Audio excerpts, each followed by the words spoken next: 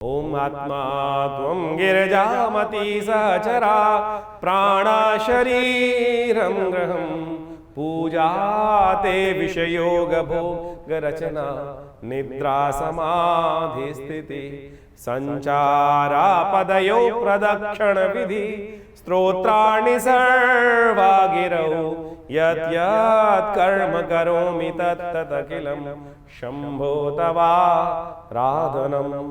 नमस्कार, स्वागत है आपका आचार्य वाणी में। मैं आचार्य डॉक्टर विक्रमादित्य आपके साथ हूँ। आज का विषय हमारा है कुंभ राशि वालों के लिए ग्रहों का योग किस प्रकार का रहेगा मई के आरंभ काल में। देखिए, मई का आरंभ काल, वैसे मई का पूरा समय ही बड़ा विशेष है और कुंभ राशि वालों के दृष्टिकोण से तो बहुत महत्वपूर्ण समय शुरू होने वाला है। कई ग्रह मई के महीने में परिवर्तन की तरफ जा रहे हैं। सबसे बड़ा परिवर्तन तो बृहस्पति, राहु इत्यादि का परिवर्तन होने का योग है। उसके बारे में आपको पूरी तरह से हम अवगत कराएंगे। ये चीज़ जो है आपके जीवन में बहुत महत्वपूर्ण ट्रांजिट करने का योग बना रहा है। 12 वर्ष बाद इन ग्रहों का परिवर्तन का योग आपकी राशि में बनता दिखाई दे रहा है और कई समय से किस्मत को जगाने के योग कुंभ राशि वालों के लिए बनते दिखाई देंगे। आपकी 7.5 जरूर चल रही है, लेकिन 7.5 के दौर में भी एक तरह से ये बृहस्पति का परिवर्तन जो मई में होने को लगेगा वो आपको बहुत महत्वपूर्ण परिवर्तन, कई मामलों में सहायता प्रदान करने का योग उत्पन्न करेगा। क्योंकि शनि महाराज जो है अभी तक जो है वो बृहस्पति पर पूरी दृष्टि डालकर उसके शुभ प्रभाव को रोक रहे हैं और जैसे ये परिवर्तन की तरफ बृहस्पति जाएगा उसके आघोष से शनि की दृष्टि से बृहस्पति बाहर चले जाएंगे और पूर्ण ताकत से आपके भाग्य को जगाने के योग बनाएंगे, आपके व्यक्तित्व को निखारने के योग बनाएंगे। ऐसा योग बनेगा मई के बाद से आपकी राशि के दृष्टिकोण से। और मई के आरंभ काल में यदि हम ग्रहों के योग आपके समझने का प्रयास करें तो कई मामलों में बड़ा अच्छा योग बनता दिखाई दे रहा है। बुद्धि के दृष्टिकोण से कई बार आपके जीवन में अच्छी अपॉर्चुनिटीज आती दिखाई देंगी, लेकिन स्वास्थ्य के मामले में कभी कभी थोड़ा सावधान भी रहने की जरूरत रहेगी कुछ दिन। तो हमने आपको सिलसिलेवार तरीके से इन सब चीज़ों के बारे में, सबसे बड़ी परिवर्तन के योग ये बन रहा है कि बुध जिस प्रकार से अभी तक जिस अपने सबसे क्षीणस्थ अवस्था में चल रहे थे वो भी परिवर्तन के साथ जा रहे हैं। सूर्य के साथ बुध आदित्य योग बनता दिखाई दे रहा है। ये बुध आदित्य योग जो है वो भी आपके लिए बहुत महत्वपूर्ण प्रभाव उत्पन्न करता दिखाई दे। उदय होकर बुध जिस प्रकार से आपकी राशि में शुभ योग बनाएंगे, आपकी चीज़ों में नया इंटरेस्ट, नई कुछ रिसर्च, नया कुछ शोध, नया कुछ अनुभव का लाभ, चीज़ों को मैनेज करने की स्थितियों को आपके लिए पॉजिटिव करते दिखाई दे रहे हैं। चाहे आप बच्चे हैं, चाहे आप बूढ़े हैं, चाहे आप छोटे हैं, चाहे आप बड़े हैं, स्त्री चाहे पुरुष हैं, जो आप समझ लीजिए ये परिवर्तन का दौर आपकी राशि में जो बन रहा है ये बहुत महत्वपूर्ण रहेगा। हाँ, राहु का एक परिवर्तन जो इस मई में होगा वो आपके लिए थोड़ा चिंता का विषय रहेगा, क्योंकि वो आपके कई ग्रहों में समस्याएं, कई चीज़ों में समस्याएं उत्पन्न करने का योग दे सकता है। लेकिन वो मई के अंतिम काल में होगा, उसका उपाय कर लीजिएगा। लेकिन अभी सिलसिलेवार तरीके से आरंभ कर लेते हैं ग्रह नक्षत्रों के दृष्टिकोण से कैसा रहेगा योग। सबसे पहले बात कर लेते हैं 1 मई गुरुवार का दिन। उस दिन चतुर्थी तिथि विद्यमान है और ग्रह नक्षत्रों के दृष्टिकोण से आपकी राशि के दृष्टिकोण से अच्छा योग बनता दिखाई दे रहा है। ये आपके लिए विशेष तौर पर कर्म के अनुसार से सफलता देने के योग बना रहा है। कई बार हमारे मनों में भय रहता है कि हम ये काम कर रहे हैं, ये पता नहीं कोई पंगा लेगा, कोई रुकावट डालने का प्रयास करेगा। आधा समय तो हमारा इसी में चला जाता है, कोई पंगा नहीं लेने वाला, आप अपनी चाल में मस्त होइए। वो पुरानी कहावत है ना, हाथी चलत बाजार में कुत्ता भौंक हजार, साधुन को दुर्भाव नहीं जो निंदे संसार। तो आप इसी कबीर की इस बात को ध्यान कर मस्त होकर चलने का प्रयास कीजिए। 7.5 जरूर है, सावधानी जरूर रखनी चाहिए, लेकिन डरना नहीं चाहिए। डर के रहोगे ना तो कुछ ना कुछ कष्ट होने के योग बनेंगे। हाँ, भद्रा है, ध्यान रखिएगा। नए कार्यों को आरंभ करने के लिए भद्रा का समय चल रहा है जो करीब 11:15 बजे तक रहेगा दिल्ली के पंचांग के अनुसार से।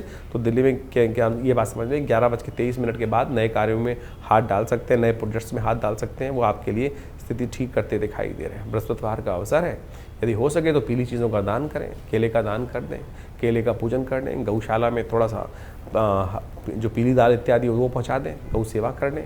तो ये सब चीज़ें कार्य करने के रास्ते हैं, बहुत सारे अनेक उपाय हैं, उनको करने का प्रयास कीजिए। वैशाख का महीना चल रहा है, शुभ आपके लिए योग बनते दिखाई देंगे। 2 तारीख की बात कर लेते हैं। शुक्रवार का अवसर, पंचमी तिथि विद्यमान है और इस दिन ग्रह नक्षत्रों के दृष्टिकोण से ओवरऑल स्थिति आपके लिए कई मामलों में पॉजिटिव बनती दिखाई दे रही है, लेकिन थोड़ी सी हिम्मत कई मामलों में आपको धोखा देती दिखाई दे रही है। ध्यान रखने की ज़रूरत है। किसी रिश्तेदार को आपकी आवश्यकता पड़ सकती है और उसकी सहायता के लिए आपको तैयार भी रहना चाहिए। ध्यान रखिएगा। तो आपके ग्रह नक्षत्रों के दृष्टिकोण से योग बन रहा है। कोई लोन संबंधित बात आपके जीवन में चलती दिखाई दे रही है।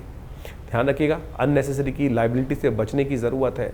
बहुत ज़्यादा लाइबिलिटी वाले कामों में ना फंसें, वो नहीं तो आपके लिए कहीं ना कहीं कोई गड्ढा खोदता दिखाई दे रहा है, उससे बचकर काम करने की ज़रूरत है। आज आदि शंकराचार्य जी महाराज की जयंती है, तो हो सके तो आज कोशिश ये करें, जो विप्रजन इत्यादि हैं उनकी सेवा करने का प्रयास करें, उनका आशीर्वाद लेने का प्रयास करें, और उससे आपके लिए कल्याणकारी योग बनेंगे। शुक्रवार का अवसर है, यदि ऐसे में खट्टे फलों का दान करेंगे तो वो आपके लिए अच्छा है। खट्टी चीज़ों को सेवन ना करें, ये आपके लिए बहुत अच्छा उपाय रहेगा। माँ भगवती लक्ष्मी की कृपा प्राप्त करने का योग बनेगा। 3 तारीख की हम बात करें तो शनिवार का अवसर, षष्ठी तिथि विद्यमान, और चंद्रमा उच्च के होने जा रहे हैं। सुबह 6 बजे के आसपास चंद्रमा का योग बनेगा परिवर्तन का, लेकिन आपके लिए थोड़ा सा कष्टमय दिखाई देता है। स्वास्थ्य के मामले में थोड़ा ध्यान रखने की ज़रूरत दिखाई देती है। चंद्रमा मंगल की युति जिस प्रकार से आपकी राशि में बन रही है, चंद्रमा थोड़े ताकत में है, मंगल थोड़े शीर्ण है, तो छोटी छोटी बातों में दिल में थोड़ी घबराहट उत्पन्न करने का योग बन सकता है। एक और विशेष ग्रह प्लूटो, जिसको ज्योतिष दृष्टिकोण से यम के रूप में माना जाता है। हर्षल, नेपच्यून, प्लूटो 3 प्रकार के ग्रह हैं, उनको यम, वरुण, इंद्र के रूप में जाना जाता है।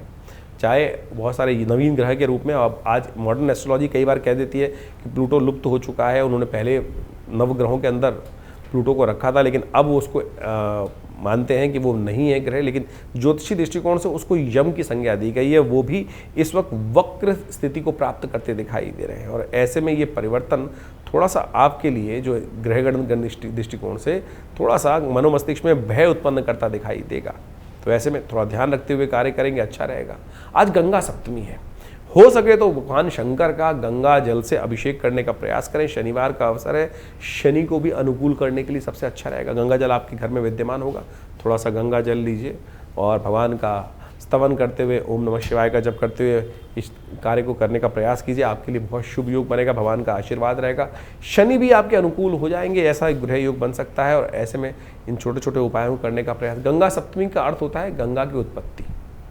कहा जाता है गंगा जो दशहरे के दिन तो भागीरथ गंगा लेकर आए थे, लेकिन एक बार विशेष तौर पर जब बहुत विचित्र कथाएं भारतीय संस्कृति में विद्यमान है, और ऋषि ने पूरा पान कर लिया था, और उसके बाद गंगा का एक नाम जाह्नवी भी है, और ऋषि की जंघा से उस फोड़कर वो गंगा का वहाँ से पदार्पण हुआ था, तो इसलिए गंगा सप्तमी की एक बड़ी विचित्र कथा चलती है।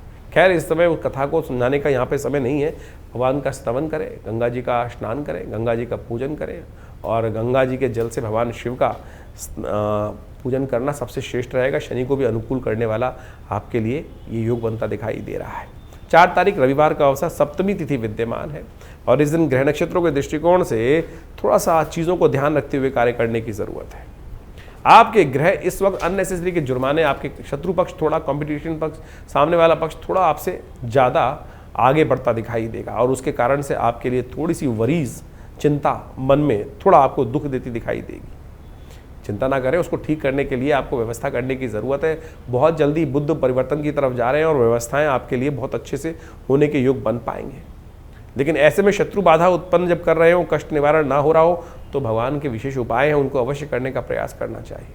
उनका निवारण करने के रास्ते वहाँ बन सकते हैं। तो ऐसे में ध्यान एक और रखना है कि इस दिन भद्रा का योग है, सुबह 7:18 से भद्रा आरंभ हो जाएगी। बहुत सारे लोग मुहूर्त इत्यादि करने की तरफ अग्रसित होते हैं, ध्यान रखना चाहिए। भद्रा काल में कोई नया मुहूर्त नहीं करना चाहिए, नहीं तो अनपूछ कई बार क्या होता है, योग बन जाते हैं जो कष्ट होने के देने के योग बना देते हैं। तो ऐसे में इन गणनाओं का भी ध्यान रखते हुए कार्य करेंगे तो अच्छा रहेगा। ऐसे में ग्रहों को ठीक करने के लिए रविवार का अवसर है, भगवान सूर्य को अर्घ्य दें, गायत्री का यज्ञ करें, आपके लिए कल्याणकारी योग बनाएंगे। 5 तारीख का दिन सोमवार का अवसर है, अष्टमी तिथि विद्यमान है, और ये तिथि बहुत खास है। इस दिन ग्रह नक्षत्रों के दृष्टिकोण से यदि समझें, योगा योग परिवर्तन की तरफ तो जा रहे हैं, लेकिन सुबह थोड़ी हल्की दिखाई देती है। कुछ लोग हैं जो आपको बेकार परेशान करने की योग बनाते दिखाई दे रहे हैं। जैसा एक बात समझें कि इस दिन तिथि बड़ी विशेष है। कहा जाता है कि जो वैशाख की अष्टमी जो तिथि होती है, उस दिन बगलामुखी जी की जयंती होती है। जानकी नवमी का योग भी इसी दिन बनेगा, क्योंकि शाम के समय नवमी का पदार्पण होता दिखाई दे रहा है, सीता जी का जयंती का अवसर बनता दिखाई दे रहा है। तो ऐसे में जब कष्ट सिर से पानी निकल जाए, तो कहा जाता है कि भगवती का सानिध्य लेने का प्रयास करना चाहिए। अनेक प्रकार के योग जीवन में आते हैं, कई बार समस्याएं उत्पन्न होने के योग बनते हैं। उन सबको ठीक करने के लिए कई स्थितियों को हमको पारण करने के लिए ये जो दिव्यास्त्र हैं शास्त्र में बताए गए हैं। बगलामुखी उसी ऐसा ही दिव्यास्त्र है जो बहुत चमत्कार उपस्थित करता है। उस चमत्कार को हमको सही समझना चाहिए। भगवती के विभिन्न मंत्र हैं। आज की तारीख में बड़ा विचित्र स्थिति बन गई है, वो आपको सही समझ लेनी चाहिए। वैशाख मास के अष्टमी के दिन बगलामुखी जी की जयंती होती है और बगलामुखी जी का जो नाम है ना, वो वैसे ही भगवती का दिव्य स्वरूप है जो दश महाविद्या के अंतर्गत आता है और बड़ा चमत्कारिक स्वरूप माना जाता है। आज की तारीख में बहुत सारे लोग विभिन्न शांतिक पौष्टिक कर्मों में भी भगवती बगलामुखी के विभिन्न मंत्रों का प्रयोग कर लेते हैं और कुछ लोग बता देते हैं कि भगवती बगलामुखी की आराधना करो, जीवन के कष्ट दूर हो जाएंगे। देखिए, ऐसे में ध्यान रखना चाहिए, भगवती के विभिन्न बीज हैं, विभिन्न मंत्र हैं, पूरी विधि है। माँ भगवती समस्त मनोरथों को सिद्ध करने वाली हैं, लेकिन जहाँ सुई का प्रयोग है वहाँ तलवार का प्रयोग नहीं करना चाहिए। तो ऐसे में बड़ी शांति के साथ ध्यान करते हुए भगवती के मंत्रों का उपयोग करना चाहिए। कहीं हल्का सा गलत प्रयोग जो है वो बड़ा कठिन कारक बन जाता है। आमतौर पे वैसे तो लोग मंत्र को सही से उपयोग करते नहीं हैं, यदि विधि यानी ये ऐसा ब्रह्मास्त्र है कि इसको छोड़ने के बाद फिर वापस नहीं लिया जा सकता और बहुत बाद में कई बार विकट स्थिति बन जाती है। हम छोटी सी ईर्ष्या के कारण से भगवती का विभिन्न प्रयोग करने की तरफ उद्धृत हो जाते हैं और वो अनिष्ट कर देते हैं सामने वाले का। और एक बात समझें, ये वो मंत्रों का प्रयोग है कि गोली नहीं है कि जो आप किसी भी मूर्ख व्यक्ति भी चला देगा तो सामने वाले का अहित हो जाएगा। ये वो प्रयोग है कि इसके अंदर पूर्ण भगवती का कृपा मंत्र है। आप ये समझ लीजिए, अगर सामने वाले का कोई दोष नहीं है तो आपके ऊपर वापस आकर जिस प्रकार के इस मंत्र प्रयोगों का आघात होता है वो बड़ा भयावह होता है। मैंने देखा है, बिल्कुल अपने जीवन में देखा है कि बहुत सारे लोग जबरदस्ती, बहुत पुरानी बात है, हमारे आश्रम पे एक व्यक्ति आते थे और वो आप माने कि बहुत, जैसे हमारे यहाँ वर्ण 4 वर्ण बताए गए हैं, ना तो ब्राह्मण नहीं थे, लेकिन उनको एक मंत्र कहीं से मिल गया और बगलामुखी जी का मंत्र था और जहाँ वो रहते थे किराए पे रहते थे और क्या हुआ कि वो अपने मालिक से भिड़ गए। उनको वो निकालने का प्रयास कर रहा था, ये मान नहीं रहे थे, निकल नहीं रहे थे, कुछ ना कुछ दिक्कत चल रही थी, सरकारी जॉब में थे। उन्होंने उस मंत्र का प्रयोग शुरू कर दिया जिस प्रकार का वो मंत्र वर्णित है शास्त्र के अंदर, जिस प्रकार से कहा गया। मैं पूरा मंत्र तो नहीं बोलूँगा यहाँ पर, वाचम मुखम पदम स्तंभे जिह्वाम कीले बुद्धिम विनाशे, इस प्रकार से मंत्र है। वो पूरी तरह से उसका पीली सरसों से प्रयोग, तो जिस प्रकार से शास्त्र में वर्णित है उसकी पूर्ण विधि पुस्तकों में लिखी है और उस व्यक्ति ने वो विधि को आरंभ कर दिया। और सत्य माने उस व्यक्ति ने जो शास्त्र में वर्णित पुस्तकों के माध्यम से उस विधि को पूरी तरह से, मैं कहूँगा ब्राह्मण नहीं था, शूद्र था, लेकिन उसने वो विधि को ज्ञान प्राप्त कर ये मेरा देखा प्रभाव है। आया था आश्रम पर, हमने मना भी किया उसको, पिताजी ने खूब मना किया, भाई इस प्रकार के प्रयोग नहीं करने चाहिए, इससे अनित होता है। बोला बहुत कष्ट में हूँ, ये है वो है, तो नहीं माना।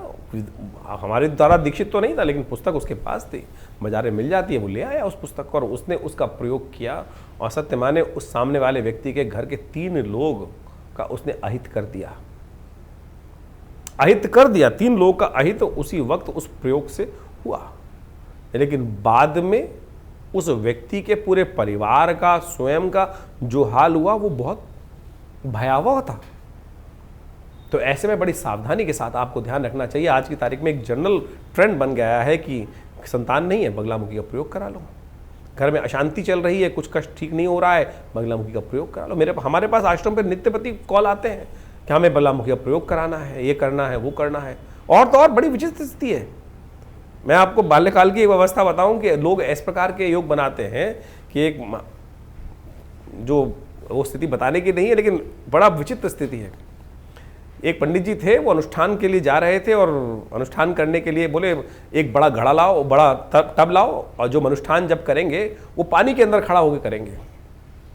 यानी यजमानों को किस प्रकार से मूर्ख बनाने के लिए स्थिति बनती है। बहुत, मैं कहूँगा पंडित नहीं है ऐसे लोग कलाकार हैं। और उन्होंने जितने पंडित इकट्ठे किए, 5 पंडित 6 पंडित, उन सबको खड़ा किया उन पतीलों के अंदर पानी भरकर, जैसे बगला। अरे क्या स्थिति, बगलामुखी बगला जो होता है पानी में खड़ा होता है और ऐसी स्थिति में हम जब करके दिखाएंगे। यजमान भी बड़े आज की तारीख में धुरंधर होते हैं, उन्होंने भी पंडित जी से कहा, पंडित जी बड़े स्थिति में, ऐसी स्थिति बची हुई है। तो क्या क्या स्थिति आज लोक में है, ये व्यंग का शब्द नहीं है, ये बहुत ही ब्रह्मास्त्र है। बगलामुखी का जो प्रयोग, अभी छिन्नमस्तिका देवी का इसी के पास जयंती आएगी, तो उन सब के प्रयोग शास्त्र में जो वर्णित है वो अद्भुत कार्य करते हैं। जहाँ आपके केस चल रहे हैं, कष्ट चल रहे हैं, जीवन में बहुत ही भयावह स्थिति हो चुकी, सामने वाले ने बहुत, तब तो कोई रेयरेस्ट ऑफ रेयरेस्ट कार्यों में करने का शास्त्र में वर्णित है, लेकिन बहुत कंट्रोल लेवल में करने का प्रयास करना चाहिए। और उसको यदि बहुत सावधानी के साथ किया जाए तब वो चीज़ें आपके लिए, अपनी सुरक्षा पहले, हर मंत्र का प्रयोग स्वयं कवच के साथ, कवच विभिन्न प्रकार के उनके प्रयोग, शापोद्धार इत्यादि हर चीज में वर्णित है, पूरी विधि शास्त्र में वर्णित है। यदि आपने उनमें से एक विधि भी छोड़ दी तो वो आपके ऊपर वापस जब प्रयोग आएगा आप उसकी रक्षा नहीं कर पाओगे। तो ऐसे में मेरा आप सबसे अनुरोध है कि बहुत शांति के साथ गुरु के सानिध्य में रहते हुए इन समस्त प्रयोगों को करने का प्रयास करें। बहुत सारे लोग तथाकथित तौर पर बरगलाने का प्रयास करते हैं, तो उन सबसे बचते हुए कार्य करने की ज़रूरत है। तो ऐसे विधान शास्त्र में जो वर्णित चमत्कार के रूप में है, और आप समझें कि हमारे शिवम स्वयं भी बहुत बड़ा आश्रम चलाते हैं, बहुत सारे जीवन में कष्ट भी आए और कभी ऐसी आवश्यकता पड़ी तो जहाँ बहुत क्लिष्टता समय था, बगलामुखी के प्रयोगों को उपयोग करके देखा गया, महाकाली के प्रयोगों को उपयोग करके देखा गया, स्वयं के लिए उपयोग करके देखा गया, चमत्कार उपस्थित कर देता है। ऐसे समस्याओं को दूर कर देता है जैसे गधे के सिर पे से सींग। पता नहीं कब वो समस्याएं चली जाएं, कैसे ठीक हो जाएं, और हमने वो बिल्कुल जिस स्थिति को समझ के देखा है। कोशिश ये करें, बस सानिध्य बहुत ज़रूरी है, अपनी रक्षा बहुत ज़रूरी है। इन सब चीज़ों को समझते हुए कार्य करेंगे तो अच्छा रहेगा। कुंभ राशि कंटिन्यू। तो कुंभ राशि वालों, ये बगलामुखी का जो प्रयोग है इस दिन अवश्य करना चाहिए। भगवती को पीले पुष्प अर्पित करने का प्रयास करना चाहिए। यदि जीवन में कोई कष्ट चल रहा है तो बगलामुखी जी का सिद्ध यंत्र जो है वो आप स्थापित करने का प्रयास करें, वो सबसे श्रेष्ठ रहेगा। वो आपके लिए शांतिक पौष्टिक तौर पर कार्य करेगा और वो आपके जीवन में रक्षा कवच की तरह कार्य कर सकता है। 6 तारीख का दिन मंगलवार का दिन है, नवमी तिथि विद्यमान है, और इस दिन ग्रह नक्षत्रों के दृष्टिकोण से आप बात कर देखें तो मंगलवार का सुंदर योग बन रहा है, नवमी तिथि योग बन रहा है, लेकिन अश्लेषा और मघा नक्षत्र का योग है। यदि हम बात करें 8 और 9 तारीख को रहेगा, तो ऐसे में कोई जातक यदि जन्म लेगा तो खास तौर पर उनकी मूल शांति अवश्य कराने का प्रयास करना चाहिए, नहीं तो अनित्य कष्ट के योग बन जाते हैं। ग्रह नक्षत्रों के दृष्टिकोण से ग्रह परिवर्तन की तरफ जा चुके हैं और ये परिवर्तन आपके लिए बड़ा सुंदर रहेगा। यह आपके लिए नया उत्साह का वर्धन करता दिखाई दे रहा है, चीज़ों को बहुत अच्छे से आपके दिमाग में डालता दिखाई दे रहा है। जो समय 2 दिन पहले थोड़ा सा भारी था वो समय अच्छा आपके लिए रहेगा, परिवर्तन की तरफ जा रहा है। मंगलवार का दिन है, कोशिश ये करें सुंदर रूप से हनुमान जी का स्तवन करें, हनुमान जी को चोला चढ़ाएं। इस दिन पहला मंगलवार है, हमने विवेकानंद योगाश्रम में इस दिन वैशाख के महीने का सुंदर कार्य भी किया है, सुंदर कांड का पाठ रखा है, यज्ञ रखा है हनुमान जी का, तो आप भी उसमें भाग ले सकते हैं। शाम को करीब 5 बजे से लेकर रात्रि में 10 बजे तक ये कार्यक्रम रहेगा। आप भी अपने नाम से यदि सुंदरकांड इत्यादि का पाठ कराना चाहते हैं तो सुंदर रूप से आश्रम से संपर्क करें, और आप भी समामनी का भोग इत्यादि सब समय की व्यवस्थाएं आश्रम के अनुसार चलती रहती हैं। ये सब भगवान की कृपा से लाभ देने के योग बनाते हैं।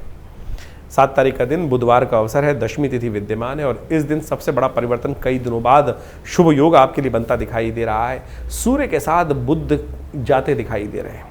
सुबह 4:10 पर बुध का परिवर्तन होगा, और ये बुध वहाँ सबसे अपनी कमज़ोर स्थिति वाली राशि से निकलकर, और जो द्वितीय भाव में आपकी राशि के अनुसार से बनता था वहाँ से निकलकर तृतीय भाव पराक्रम भाव में जाते दिखाई दे रहे हैं सूर्य के साथ। ये बहुत अच्छा नया उत्साहवर्धन का योग आपकी राशि में बनते दिखाई दे रहे हैं। बुद्धि के स्वामी आपके बहुत अच्छा पराक्रम का योग नया बनते दिखाई देंगे, और ये समय आपके लिए ऐसा रहेगा कि सब ग्रहों के साथ साथ बुध भी उच्च के सूर्य के साथ विराजमान हो गए हैं और ताकत में अब आते दिखाई दे रहे हैं।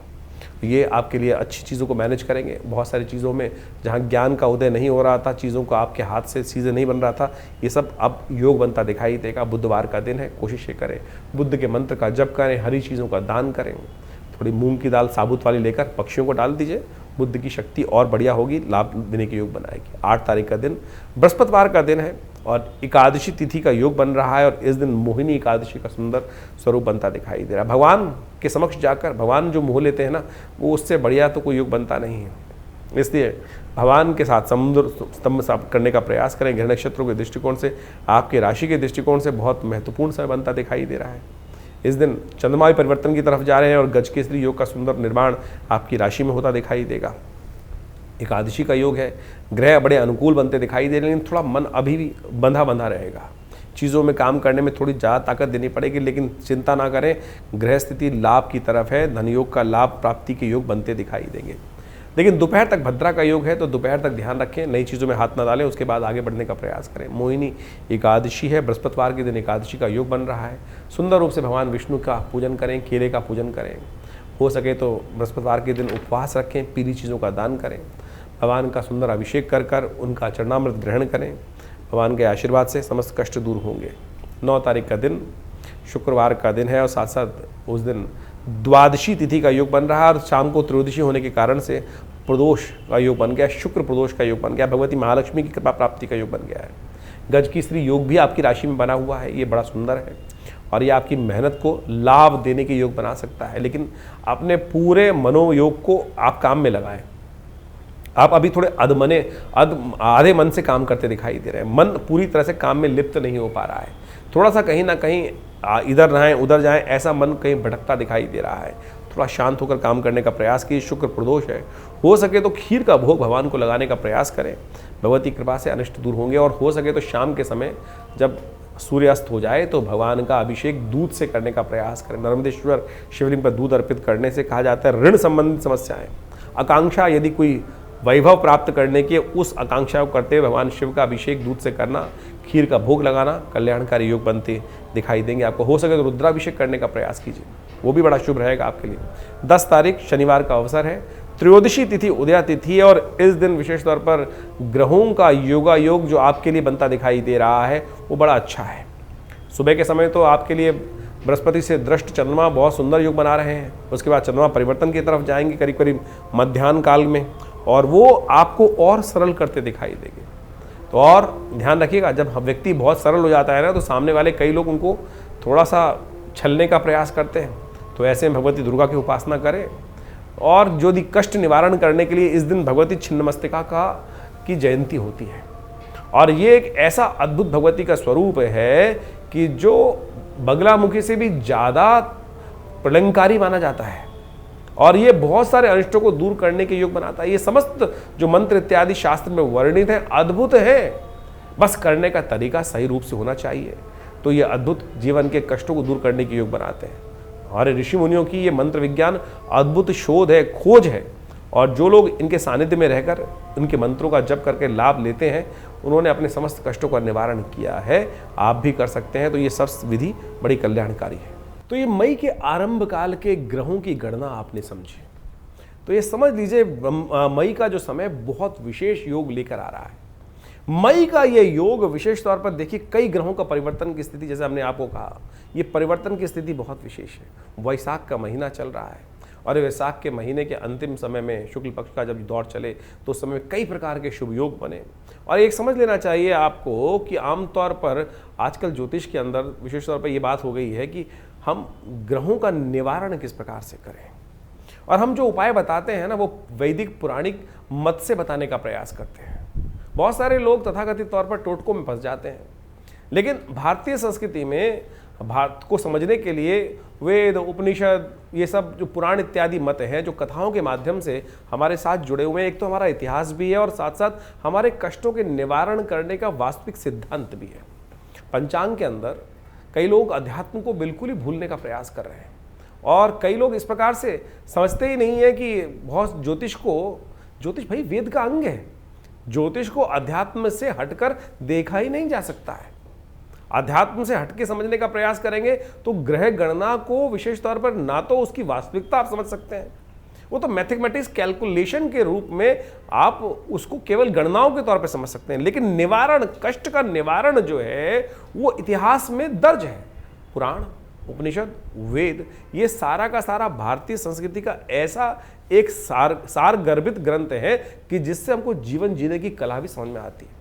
और ये वैशाख का महीना चल रहा है जिसे भगवान ने अपना नाम दिया है। कार्तिक से भी बढ़िया कोई मास हो सकता है जिसमें सुंदर योग बनते हैं, चाहे वो विशेष तौर पर आप समझे, जिसमें आज हमने आपको समय कालांतर में बताने का प्रयास किया। अक्षय तृतीया वैशाख के महीने में आती है और साथ साथ विभिन्न प्रकार की जयंती आती है, बगलामुखी जयंती आती है। जीवन में कष्ट चल रहा हो, कैसे निवारण करेंगे? अगर एक पुराने हमारे कवि साहब ने लिखा, क्षमा शोभती उस भुजंग को जिसके पास गरल हो। अभी भारत के ऊपर इतनी भयावह स्थिति बनी, कुछ लोगों ने भारत के सम्मान को तार तार करने का प्रयास किया। यदि हम पे शक्ति नहीं होगी जैसे, तो हम कैसे, कोई भी आके थप्पड़ मार के चला जाएगा, और यदि शक्ति होगी तो उसका प्रत्युत्तर देकर अपने सम्मान को पुनः स्थापित करने का कार्य किया सकते हैं। बगलामुखी, छिन्नमस्तका इत्यादि की जयंती इस वैशाख के महीने में आती है। ये शक्तियों का इसीलिए शास्त्र में वर्णन है कि भाई जीवन में कष्टों का निवारण करने के लिए जो आपके पास शक्तियां हैं, ब्रह्मास्त्र हैं, उनका उपयोग किया जाना चाहिए। नहीं तो कोई भी आपके जीवन में कष्ट यदि आ रहा है तो ऐसा तो नहीं। हमारे ऋषि मुनियों की अद्भुत खोज है, बगलामुखी जी के ऐसे अकाट्य प्रयोग हैं कि जब, वैसे तो उनका प्रयोग निषेध है शास्त्र के अंदर, लेकिन जिस प्रकार से वो शब्द जो मंत्र इत्यादि हैं, ओम ह्रीं बगलामुखी सर्वदुष्टानां वाचम मुखम पदम स्तंभे जिह्वाम कीले बुद्धिम विनाशे ह्रीं ओम, जिस प्रकार से उनका उपयोग है अद्भुत है, अद्भुत। यानी यदि शास्त्र में जैसा हमने कहा कि उनका उपयोग ये साधारण तौर पर निषेध माना गया है, लेकिन जब सर से पानी ऊपर चला जाए और आपने कोई अपराध नहीं किया है, सामने वाला आपको खत्म करने के कगार पे है, तब इन ब्रह्मास्त्रों का प्रयोग शास्त्र में वर्णित किया गया है। और आदिकाल में लोगों ने, हजारों लाखों लोगों ने इसका उपयोग करके अपने कष्टों को दूर करने का रास्ता बनाया है। इसी प्रकार से छिन्नमस्तिका देवी की जयंती इसमें आए, नरसिंह भगवान की जयंती इसमें आ रही है, और तो और अनेक प्रकार के सुंदर योग इस वैशाख के महीने में बनाए हैं। और सुंदरतम प्रभाव ऐसा बताया गया है कि केवल जल का दान ही समस्त कष्टों से निवारण का योग बना देता है। वो सब हमने आपके समक्ष रखने का प्रयास किया। ज्योतिष को कई लोगों ने केवल नग बेचने का धंधा और कुछ ना कुछ और बदतमीजी, और बहुत सारे आज की तारीख में लोग, पता नहीं ज्योतिष को कहीं कोई रिलेशन नहीं है। एक तो महानुभाव हम अभी समझ में आ रहा है, लोग हमसे आगे पूछते हैं कि बहुत सारे ज्योतिषी कहते हैं कि सुरा पान करना भी ग्रहों को शक्ति देता है। अरे मूर्खता की पराकाष्ठा है। किस प्रकार से शास्त्र में कहां, किस प्रकार से, कौन से जगह वर्णित है जिनको शब्दों का, संस्कृत का एक आ ई उ का ज्ञान तक नहीं है, शब्द पता ही नहीं है कि जो किस प्रकार से उपस्थित करने की बात कर रहे हैं।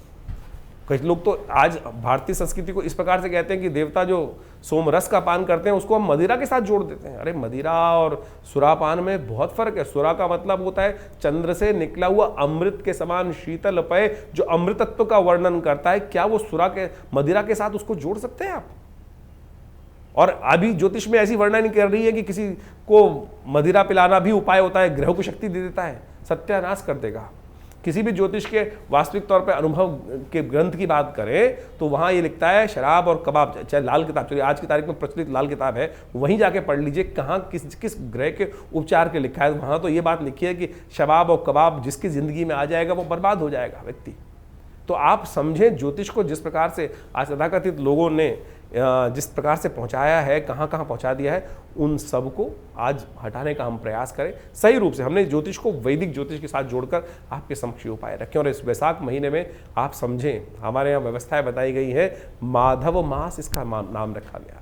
केवल जल का दान, कलश भरकर जल का दान करने से ही आपके जीवन के, इस मास में कहा जाता है कि एक बार हरिनाम का स्मरण कर लें तो आपके समस्त कष्ट निवारण करने के योग बन जाते हैं। तो आप इन सब सिद्धांतों को सही रूप से समझने का प्रयास करें। और जैसा ज्योतिष की गणनाओं पे इस महीने में, मई के महीने में बहुत ग्रहों का परिवर्तन है, जीवन परिवर्तन की तरफ जा रहा है। गुरु अतिचारी स्थिति में आ चुके हैं और वो ग्रह परिवर्तन, राशि परिवर्तन का एक महत्वपूर्ण योग बना रहे हैं इस मई के मध्यकाल में। इसके साथ साथ राहु का परिवर्तन का योग बन रहा है।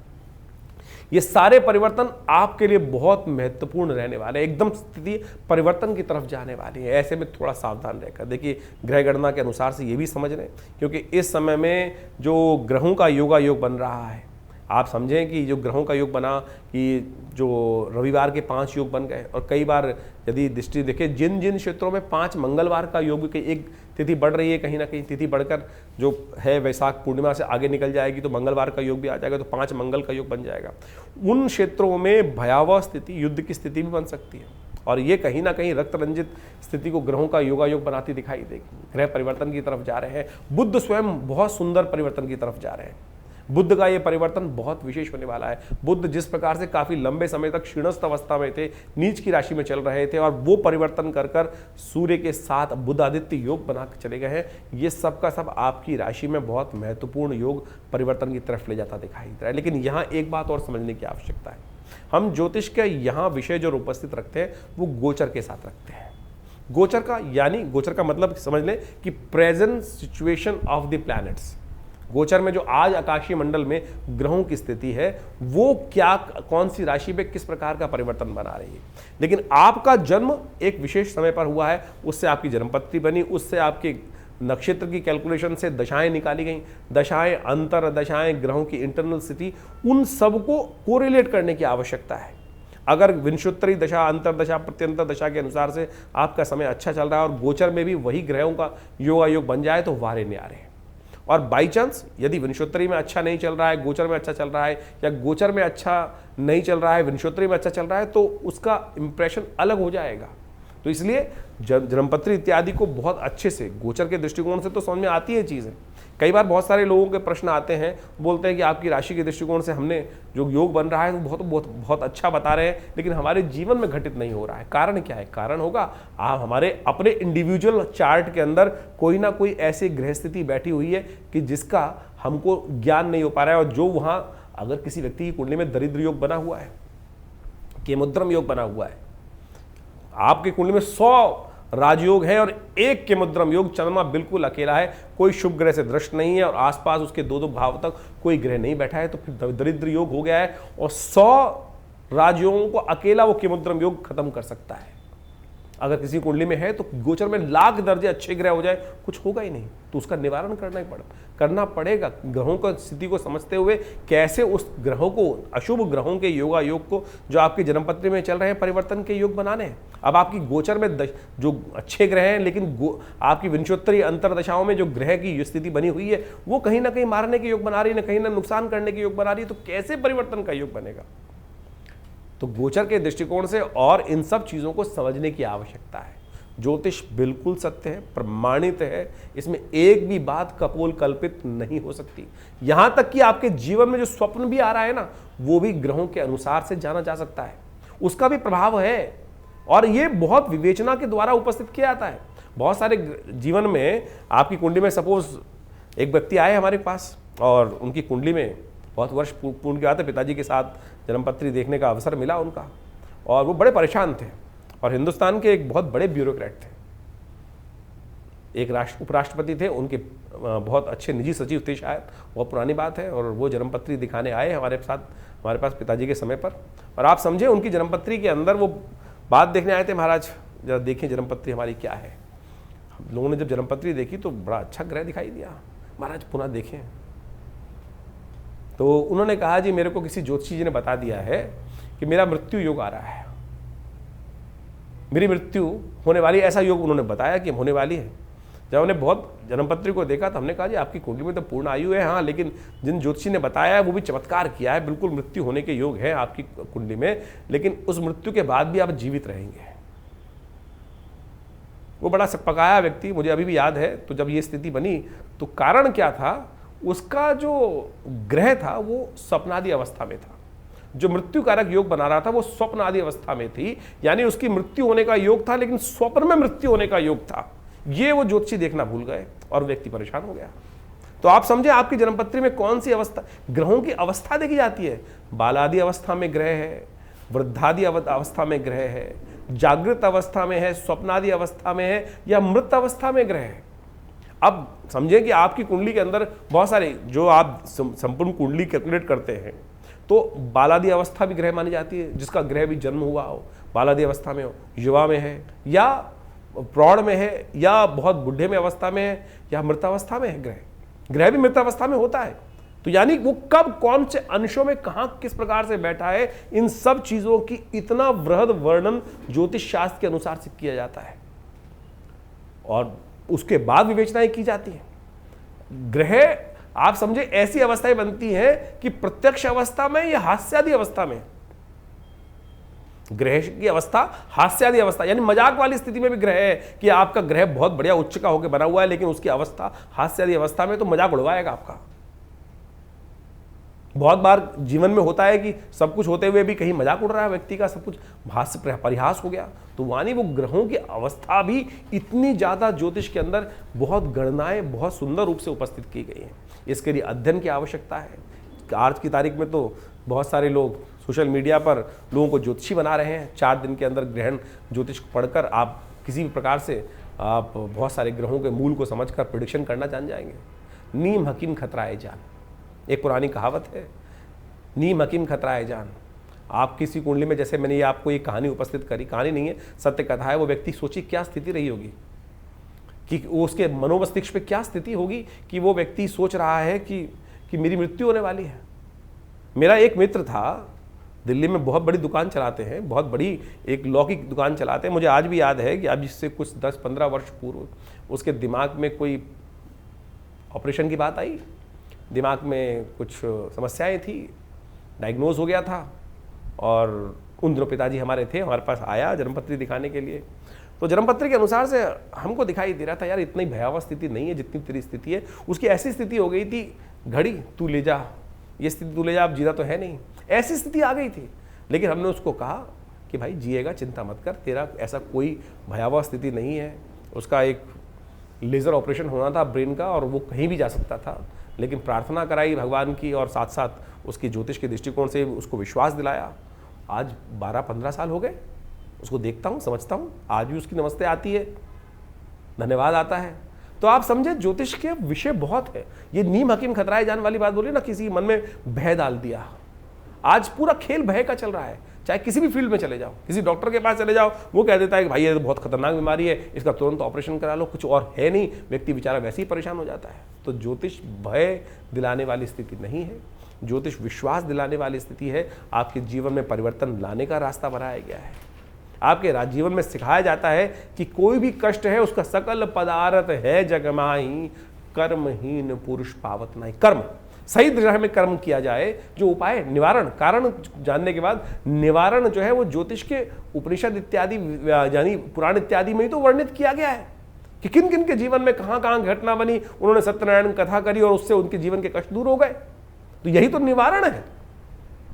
आज की तारीख में लोग बैठे हैं कि भैया वो शराब पिला दो, इस दिन शराब पी लो, इससे ग्रह परिवर्तन हो जाएगा, शुक्र और बलिष्ठ हो जाएगा। बलिष्ठ क्या होगा, आपका जीवन में समस्याएं कुछ और हो जाएंगी। आप सोचें कि आज की तारीख में लोग चुटकी बजाकर स्थितियों को उत्पन्न करने के लिए आज जो भी स्थिति की जा रही है वो ज्योतिष के दृष्टिकोण से कहीं उनका ज्योतिष से कोई मतलब है नहीं।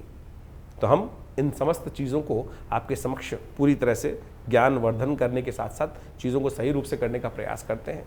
तो ज्योतिष को सही रूप से समझें, चीज़ों को अपने जीवन में उतारने का प्रयास करें।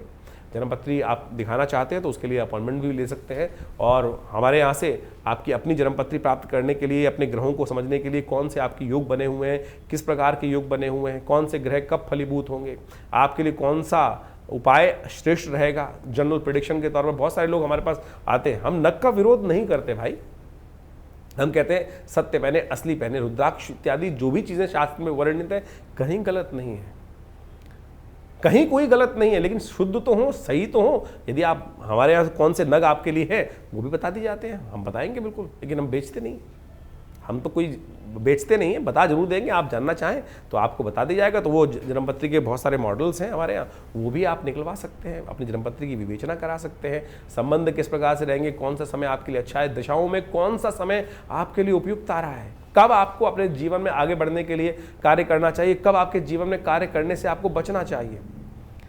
तो आप उन सब संबंधों में जानने के लिए आश्रम के साथ संबंध साध सकते हैं। बहुत सारे विभिन्न प्रकार के उत्सव समय समय पर हमारे आश्रम पे होते रहते हैं, उनके बारे में भी आपको हम समय समय पर अवगत करा सकते हैं। आप अपने नाम से अपने उन यज्ञों में भाग लें, स्वयं आएँ, यज्ञ में बैठें, भगवान की प्रार्थना करें, देखिए चमत्कार होगा, कष्ट निवारण करने का योग बनेगा।